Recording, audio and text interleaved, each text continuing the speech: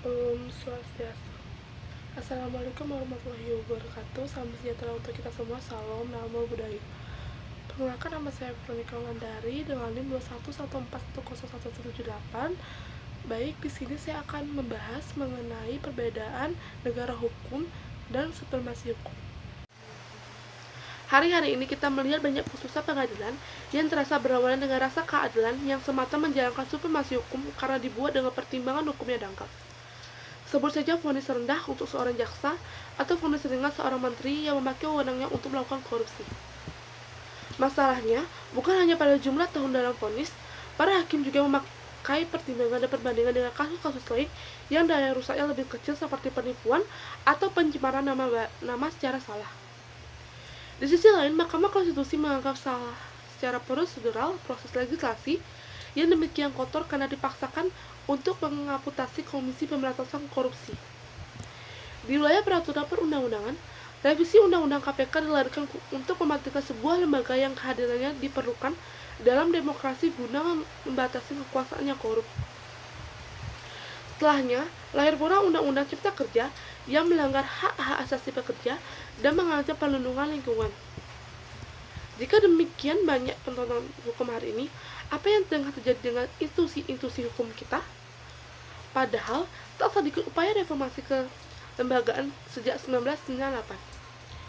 Sejak 1999, keputusan politik telah mencetuk atap kekuasaan kehakiman di bawah Mahkamah Agung dan melepaskannya dari kekuasaan eksekutif melalui Departemen Kehakiman.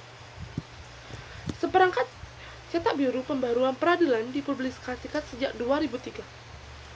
Amandemen Undang-Undang 1945 juga sudah memasukkan dua lembaga baru ke tatanan kekuasaan kehakiman, yaitu Komisi Yudisial dan Mahkamah Konstitusi. Ada juga kekuasaan penegak hukum oleh kepolisian yang dilepaskan dari Angkatan Bersenjata Republik Indonesia. Dari berbagai reformasi kelembagaan, sebagian berhasil dengan cukup baik. Mahkamah Konstitusi berdiri kokoh, menjadi tumpuan harapan pengawasan terhadap pembuatan undang-undang. Masalahnya, pembaruan institusional itu tidak sejalan dengan delivery of justice atau tegaknya keadilan oleh lembaga-lembaga itu. Barangkali kita mesti menengok kembali gagasan rule of law atau negara hukum. Kita acak memaknanya sebagai cangkang, isinya tak pernah kita tengok, dalamnya pemaknanya cangkang yang kosong. Hukum dipandai hanya sebagai peraturan atau seragam dan atribut penegak hukum. Reformasi kelembagaan semata proyek lembaga yang bersangkutan alih-alih visi negara.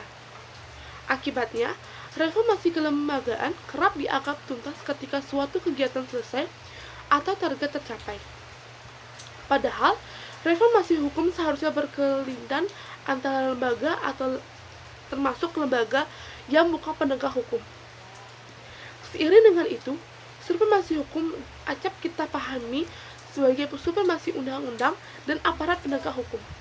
Maka, ketika suatu undang-undang diklaim dibuat dengan sah secara prosedural, ia menjelma menjadi hukum yang baik dan benar. Maka, tindakan aparat berseragam dengan enteng menangkap para pembuat mural dan selebritas yang bertentangan dengan penguasa dianggap sebagai kebenaran, meski melanggar hak asasi manusia. Apalagi penegakan hukum semacam itu bukan prioritas di tengah kian sempitnya kebebasan berpendapat dan merajalelanya korupsi di masa pandemi. Gagasan supremasi hukum sebenarnya bukan berarti hukum selalu dianggap supremasi rujukan tertinggi tanpa syarat. Supremasi hukum adalah bagian dari gagasan negara hukum atau Rechtsstaat atau rule of law. Ia muncul sejatinya untuk dihadap-hadapkan pada supremasi kekuasaan dalam konteks negara hukum. Dengan kata lain, supremasi hukum adalah suatu metode menghentikan pengaturan negara melalui kekuasaan yang selalu ditentukan oleh siapa yang kuat, bukan pengaturan melalui tatanan hukum agar adil dan beradab. Gagasan ini tertuang dalam naskah awal penjelasan UUD 1945 yang sudah tidak masuk naskah konstitusi sejak amandemen 1999 sampai 2002. Dalam naskah itu tertulis bahwa Indonesia adalah negara berdasarkan hukum, bukan negara berdasarkan kekuasaan. Pada saat itu, para pendiri republik ingin meletakkan dasar negara hukum bagi sebuah bangsa yang baru lepas dari penjajahan. Saat kekuasaan dijalankan berdasarkan apa yang diinginkan penguasa yang menjajah. Mereka tidak menyatakan hukum sebagai supaya meski tidak adil dan dibuat dengan tidak partisipatif. Gagasan negara hukum berbicara tentang bagaimana hukum seharusnya berfokus pada warga negara agar seimbang dalam duduk berdampingan dengan pemerintah. Karena itu, eksesi negara hukum adalah hak asasi manusia dan pembatasan kekuasaan. Berangkat dari pemahaman itu, pembaruan hukum semestinya berbicara tentang untuk siapa hukum dibuat. Sebuah hukum negara menjadi istimewa karena punya daya paksa, yaitu mengatur dan menertibkan. Pertanyaannya, mengatur untuk tujuan apa dan demi kepentingan siapa? Bila hukum dibuat untuk aktor-aktor politik yang ingin mengamankan dan membesar kekayaan dan kekuasaan mereka, tentu saja hukum hanya mengatur agar kondisi aman dan stabil bagi kelompok ini. Hak asasi dan perlindungan lingkungan bukan bagian dari gagasan yang menjadi pertimbangan.